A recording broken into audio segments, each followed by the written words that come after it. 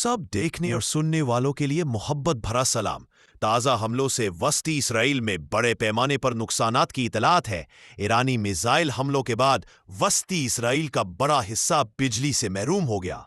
नाजरीन, जो social media पर न्यूज़ चैनल पर बताया जा रहा है कि काफ़ी ज़्यादा इसराइल में तबाही के इम्कानात बताए जा रहे हैं, हमारी कोशिश होती है कि हम हर वीडियो में सही इस्लाम की तालीम से आगाह करें कि कैसे अब हम इन चीज़ों से बच सकते हैं। हज़रत मसीह मऊद अलैहिस्सलाम की पेशगोई तीसरी जंग अजीम, 72 फ़िरकों के मौलाना साहब और ईसाइयों को आज हम फिर से दावत दे रहे हैं। आइए और अहमदिया जमात में शामिल हो जाइए। जी, अल्लाह का गज़ब इस दुनिया पर नाजिल होने वाली है। तबाही के शोले भड़क रहे हैं। आइए इस आग के भड़कते शोलों को तौबा की आंसुओं से ठंडा कर दीजिए और मोहम्मद सल्लल्लाहु अलैहि वसल्लम के झंडे के साए में पनाह लीजिए। उठिए और अल्लाह के साथ जिंदा ताल्लुक कायम कीजिए अगर अपने आप को इस आग के शोलों से बचाना चाहते हैं। जमात अहमदिया की तालीमात और पेशगोइयों के मुताबिक तीसरी जंग अजीम एक आलमगीर एटमी जंग होगी जो पहली और दूसरी जंग अजीम से ज्यादा तबाहकुन होगी।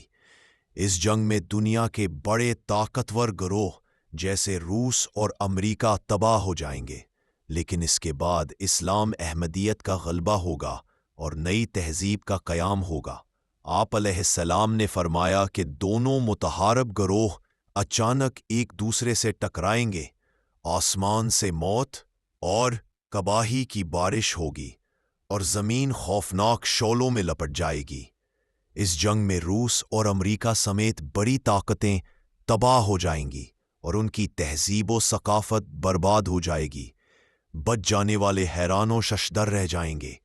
रूस के बाशिंदे निस्बतन जल्द इस तबाही से निकलकर इस्लाम की तरफ रुजू करेंगे और इस्लाम अहमदियत का गलबा होगा। हज़रत मसीह मऊद अलैहिस्सलाम ने 5 बड़े ज़लज़लों और तबाहियों की पेशगोई की है, जिनमें पहली 2 जंगे अजीमें शामिल है और तीसरी तबाही एक आलमगीर एटमी जंग होगी, जिसके नतीजे में इंसानी और हैवानी ज़िंदगी का बड़ा नुकसान होगा। खून की नहरें बहेंगी और ज़मीन पर ऐसी तबाही आएगी जो पहले कभी नहीं हुई। ये पेशगोइयाँ इस्लाम अहमदियत की फ़तह और नई तहजीब के क़याम की तरफ इशारा करती है, जहाँ खुदा की मदद से इस्लाम दुनिया में गालिब होगा और इंसानियत को नई राह मिलेगी। हज़रत खलीफतुल मसीह तालिफ़ रहमहुल्लाह ने एक खुतबा जुमा में हज़रत मसीह मऊद अलैहिस्सलाम की एक पेश खबरी को बयान करते हुए फरमाया। फिर हज़रत मसीह मऊद अलैहिस्सलाम ने एक तीसरी जंग की भी खबर दी है जो पहली दोनों जंगों से ज़्यादा तबाहकुन होगी। दोनों मुखालिफ गुरोह ऐसे अचानक तौर पर एक दूसरे से टकराएंगे कि हर शख्स दम बखुद रह जाएगा। आसमान से मौत और तबाही की बारिश होगी और खौफनाक शोले ज़मीन को अपनी लपेट में ले लेंगे। नई तहजीब का कसर अजीम ज़मीन पर आ रहा है। दोनों मुतहारिब गुरोह यानी रूस और उसके साथी और अमेरिका और उसके दोस्त हर दो तबाह हो जाएंगे। उनकी ताकत टुकड़े टुकड़े हो जाएगी, उनकी तहज़ियत और सकाफत बर्बाद और उनका निज़ाम दरहम बरहम हो जाएगा। बच रहने वाले हैरत और इस्तेजाब से दम बखुद और शशदर रह जाएंगे। रूस के बाशिंदे निस्बता जल्द इस तबाही से निजात पाएंगे और बड़ी वजाहत से ये पेशगोई की गई है कि इस मुल्क की आबादी फिर जल्द ही बढ़ जाएगी और वो अपने खालिक की तरफ रुजू करेंगे और उनमें कसरत से इस्लाम फैलेगा और वो कौम जो ज़मीन से खुदा का नाम और आसमान से उसका वजूद मिटाने की शेखियाँ बगार रही है, वही कौम अपनी गुमराही को जान लेगी और हल्का बगोश इस्लाम होकर अल्लाह ताला की तौहीद पर पुख्तगी से कायम हो जाएगी। शायद आप इसे एक अफसाना समझें, लेकिन वो जो इस तीसरी आलमगीर तबाही से बच निकलेंगे और जिंदा रहेंगे, वो देखेंगे कि ये खुदा की बातें हैं और इस कादिर व तवाना की बातें हमेशा पूरी ही होती हैं। कोई ताकत इन्हें रोक नहीं सकती। खुतबात नासिर जिल्द अव्वल सफ़हा 932। आप सल्लल्लाहु अलैहि वसल्लम की बड़ी खौफनाक हदीस है, बड़ी खौफनाक, डरना चाहिए कि जब ये बड़ी जंग शुरू होगी, मतलब मदीना से जब बैत चले फिर कब्जा हो जाएगा बैतुल मक़दिस का, फिर हम आगे बढ़ेंगे तो 80 झंडों के तहत جو ہے فوج آئے گی یورپ سے، ہر جھنڈے کے نیچے 12,000 سپاہی ہوں گے، 9,60,000 فوج، وہ ترکی فتح کر لیں گے، آگے آئیں گے اور حلب کے پاس عماق کے میدان میں ان کی لڑائی ہوگی. اس عماق کے میدان میں جو لڑائی ہوگی اس وقت رسول اکرم صلی اللہ علیہ وسلم فرمایا کہ اس وقت جتنے لوگ بھی یورپ میں رہ رہے ہوں گے، اہل لوگ، بچے سے لے کے مرد بڑے بوڑھے تک سب قتل کر دیے جائیں گے، خواہ وہ ڈمبرا میں رہ رہا ہے، خواہ وہ پیرس میں رہ رہا ہے، خواہ وہ کسی اور جگہ رہ رہا ہے. یورپ میں سب لوگ قتل ہو جائیں گے، مسلمان قتل ہو جائیں گے، مسلمان جو وہاں رہ رہے ہوں، وہ تو لڑنے یہاں آئے ہوں گے نا یورپ والے، وہاں جو مسلمان موجود ہوگا وہ قتل کر دیا جائے گا. یہ لوگوں کو پتہ تھا کہ میں نے تو سنائی ہوئی حدیث. حدیث سنن نبی داؤد میں ہے، صحیح اس کو قرار دیا علامہ البانی نے. حدیث ہے کہ بیت المقدس کی آبادی مدینہ کی ویرانی ہوگی، اور مدینہ کی ویرانی لڑائیوں اور فتنوں کا ظہور ہوگا. فتنوں کا ظہور قسطنطنیہ کی فتح ہوگی، اور قسطنطنیہ کی فتح دجال کا ظہور ہوگا. اب اس میں شیخ آپ کی اجازت سے بیت المقدس کی آبادی سے کیا مراد ہے، مدینہ کی ویرانی سے کیا مراد ہے، ڈفرینٹ لوگ ڈفرینٹ انٹرپریٹ کرتے ہیں.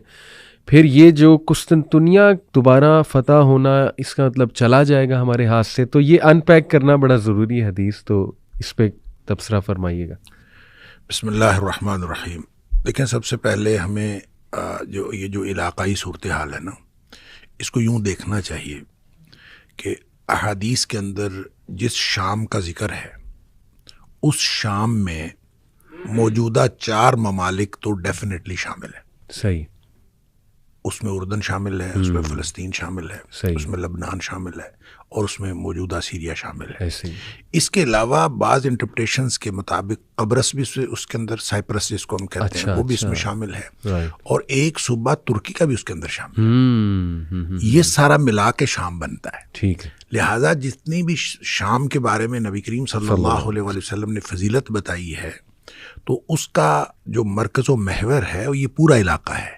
کوئی ایک ملک نہیں ہے، موجودہ ملک شام نہیں ہے، بلکہ پورا علاقہ جو ہے اس کے اندر شامل ہے. جہاں تک قسطنطنیہ کی بات ہے، ظاہر ہے کہ یہ استنبول کا دوسرا نام ہے، اور استنبول جو ہے وہ مسلمانوں کے قبضے میں ہے، اور نبی کریم صلی اللہ علیہ وسلم اس میں جو ذکر فرما رہے ہیں وہ قسطنطنیہ کی فتح کا ذکر فرما رہے ہیں. تو اس کا مطلب ہے کہ قسطنطنیہ پہلے ہمارے ہاتھوں سے جائے گا، مسلمانوں کے ہاتھوں سے یہ چلا جائے گا، اور یہ پھر جا کے فتح ہوگا. اور اس کی فتح کے بارے میں بعض احادیث کے اندر آتا ہے کہ جب قسطنطنیہ فتح ہوگا تو مسلمان جو ہیں وہ اس قدر یعنی ایمان والے ہوں گے، اور ان کا ایمان اس قدر مضبوط ہوگا. اصل میں یہ ساری چیزیں ریلیٹ کرتی ہیں. اس کو میں تھوڑا سا اور پیچھے لے جاؤں تو امام مہدی کا جو ظہور ہے، صحیح، وہ فتنوں کے ظہور میں امام مہدی جو ہے وہ آئیں گے فتنوں کے دوران. اس میں بعض نشانیاں ہیں. اس میں مثلاً یہ ایک نشانی یہ ہے کہ کوئی عرب جو بادشاہ ہے اس کا انتقال ہوگا، اور اس کے بعد جھگڑا ہوگا وہاں بھی، عرب میں بھی، کہ کس کو جو ہے وہ بادشاہ بنایا جائے. 3 پرنسز کا آتا ہے ذکر، آپس میں جھگڑا ہوگا. اچھا، اسی طرح یہ بھی ہے کہ مسلمانوں کی قیادت کا فقدان ہوگا. اچھا، اور اس میں یہ بھی ہے کہ مسلمان جو ہیں حج کے موقع پر اکٹھے ہوں گے، اور حج کے موقع پر آپس میں گفتگو کر رہے ہوں گے کہ کس طرح سے ہمیں قائد ملے. تو ان کو اس دوران، حج کے دوران جو ہے یہ محسوس ہوگا کہ جس کو ہم قیادت دینا چاہتے ہیں وہ شخص یہاں کہیں موجود ہے، اور پھر کوشش کریں گے کہ وہ ان کو ڈھونڈ لیں. اور اس میں پھر تفصیل آتی ہے کہ وہ مکہ میں کوشش کریں گے ڈھونڈنے کی. تو وہ جو شخص جس کو ڈھونڈ رہے ہوں گے، محمد بن عبداللہ، نبی پاک صلی اللہ علیہ وسلم نے فرمایا اس کا نام میرے نام پر ہوگا، اور اس کی ولدیت میری ولدیت کے اوپر ہوگی. بالکل صحیح. اور وہ حسنی سید ہوگا، اور اس کو جو ہے یعنی حضرت حسن رضی اللہ تعالیٰ عنہ کی اولاد میں سے ہوگا. اچھا، اس کو لوگ ڈھونڈ رہے ہوں گے، وہ مدینہ چلا جائے گا، پھر لوگ مدینہ جائیں گے، پھر وہ واپس جو ہے مکہ آ جائے گا. اچھا، یہ جو امام مہدی کا پھر بالآخر ان کو جب وہ پا لیں گے تو وہ موقع ہوگا کہ وہ حجر اسود کے قریب وہ موجود ہوگا، بلکہ ملتزم کے ساتھ وہ چمٹا ہوا ہوگا جب لوگ اس کو ڈھونڈ لیں گے. اچھا. اچھا اس کو ڈھونڈ لیں گے تو وہیں پہ گفتگو شروع ہو جائے گی کہ آپ کی ہم بیعت کرنا چاہتے ہیں. اچھا حدیث کے جو الفاظ ہیں نا اس سے یہ پتہ چلتا ہے کہ امام مہدی اپنے ظہور سے قبل وہ کوئی ایکسٹرا آرڈنری شخصیت نہیں ہوں گے. صحیح. یعنی پہلے بالکل عام آدمی ہوں گے, کسی کو نہیں پتا ہوگا کہ یہ امام مہدی ہو سکتے ہیں یا کوئی سا, کیونکہ حدیث میں الفاظ ہیں کہ جب بیعت ہوگی نا تو وہ کہیں گے کہ میں پھر جہاد پہ بیعت لوں گا. اچھا لوگ تیار ہو جائیں گے بیعت کرنے کے لیے. اس پر نبی اکرم صلی اللہ علیہ وسلم فرمایا فَيُصْلِحُ اللَّهُ فِي لَيْلَةٍ, اللہ تعالیٰ ایک ہی رات میں ان کو صلاحیتیں عطا فرما دے گا. صحیح. یعنی وہ جو باصلاحیت بنیں گے بالکل ٹھیک. تو وہ ایک ہی رات میں اللہ کی طرف سے ان کو صلاحیتیں عطا ہوں گی. تو اچھا اس موقع پر نبی کریم صلی اللہ علیہ وآلہ وسلم نے فرمایا مسلمان 3 حصوں میں تقسیم ہو جائیں گے. اچھا اس میں ایک حصہ مسلمانوں کا وہ ہوگا جنہوں نے امام مہدی کو ماننا ہی نہیں, اور ان کے بارے میں نبی پاک صلی اللہ علیہ وسلم نے فرمایا ان کا ایمان کے ساتھ کوئی تعلق ہی نہیں ہے. دوسرا حصہ یعنی 3 میں سے دوسرا حصہ وہ ہوگا جو لڑائیوں میں شہید ہو جائیں گے. ٹھیک. نبی پاک صلی اللہ علیہ وسلم نے فرمایا روئے زمین کے بہترین شہداء ہوں گے. اللہ. اس کے بارے میں بعض روایتوں میں یہ بھی آتا ہے کہ اتنی زیادہ جو ہے وہ قتل عام ہوگا اور اتنی زیادہ شہادتیں ہوں گی کہ بعض روایتوں میں اس طرح ہے کہ ایک آدمی کے 100 بیٹے ہوں گے, 99 شہید ہو جائیں گے اور ایک بچے گا. یعنی اس کا مطلب اتنے بڑے پیمانے پر جو ہے وہ شہادتیں ہوں گی. اور ان کے بارے میں نبی پاک صلی اللہ علیہ وسلم نے فرمایا کہ یہ روئے زمین کے بہترین شہداء ہوں گے. ایک حصہ جو بچے گا ان کے بارے میں نبی کریم صلی اللہ علیہ وآلہ وسلم نے فرمایا اس کے بعد ان کو کوئی چیز کوئی فتنہ ان کے ایمان کو خراب نہیں کر سکے گا, وہ بہترین مومن ہوں گے. یعنی اس زمانے میں اونٹ بیکار ہو جائیں گے اور یہ علامت کسی اور نبی کے زمانے کو نہیں دی گئی. سو شکر کرو کہ آسمان پر نور پھیلانے کے لیے تیاریاں ہیں, زمین میں زمینی برکات کا ایک جوش ہے, یعنی سفر اور حضر میں اور ہر ایک بات میں وہ آرام تم دیکھ رہے ہو جو تمہارے باپ دادوں نے نہیں دیکھے. گویا دنیا نئی ہو گئی. بے بہار کے میوے ایک ہی وقت میں مل سکتے ہیں. 6 مہینے کا سفر چند روز میں ہو سکتا ہے. ہزاروں کوسوں کی خبریں ایک ساتھ میں آ سکتی ہیں. ہر ایک کام کی سہولت کے لیے مشینیں اور کلیں موجود ہیں. اگر چاہو تو ریل میں یوں سفر کر سکتے ہو جیسے گھر کے ایک بستان سرائے میں. پس کیا زمین پر ایک انقلاب نہیں آیا؟ پس جب کہ زمین پر ایک عجوبہ نما انقلاب پیدا ہو گیا, اس لیے خدا قادر چاہتا ہے کہ آسمان میں بھی ایک عجوبہ نما انقلاب پیدا ہو جائے, اور یہ دونوں مسیح کے زمانے کی نشانیاں ہیں. اسی ضمن میں حضرت خلیفۃ المسیح الثانی رضی اللہ عنہ نے جو سورۃ الکہف کی ایک آیت کی تفسیر کے ذیل میں یہ تحریر فرمایا ہے کہ یہ سب پیشگویاں اس دن پوری ہوں گی جس دن بڑے بڑے لوگ جنگوں کے لیے نکل کھڑے ہوں گے, اور تو ساری زمین کو یعنی سب اہل زمین کو دیکھے گا کہ جنگ کے لیے ایک دوسرے کے مقابل پر کھڑے ہو جائیں گے, اور ایسی جنگ ہوگی کہ گویا ان میں سے ایک بھی نہ بچے گا.